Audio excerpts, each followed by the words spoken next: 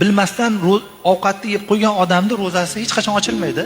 Chunki ochiq og'iz Hazrat Payg'ambar alayhisalom hadisda marhamat qilganlar, Alloh taolo yegizdiribdi deganlar. Alloh yegizdiribdi deganlar.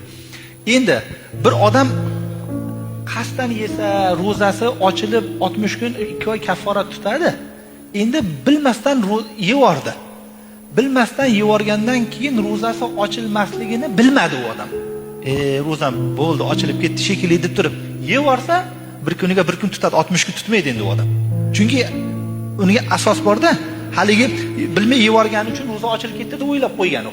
Keyin davom ettiriverdi. O'shaning uchun asli unga aytishimiz kerak, yo ro'za ochilmaydi deyish kerak. O'shaning uchun yana ulamolar aytadiki, bir odamni ko'rdingiz, bilyapsiz, aniq bilyapsizki, bilmay yeb qo'ygan hali odam, qarab turibsiz.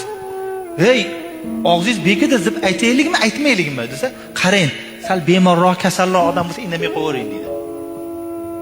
Baquvvat odam bo'lsa, og'iz bekitsiz deb aytsin, eslatsin. Qaytarish kerak, yeyman deyish kerak. Zaifroq odam bo'lsa indamasin deydi. Chunki bilmay yeyapti, unga uzr bo'laveradi.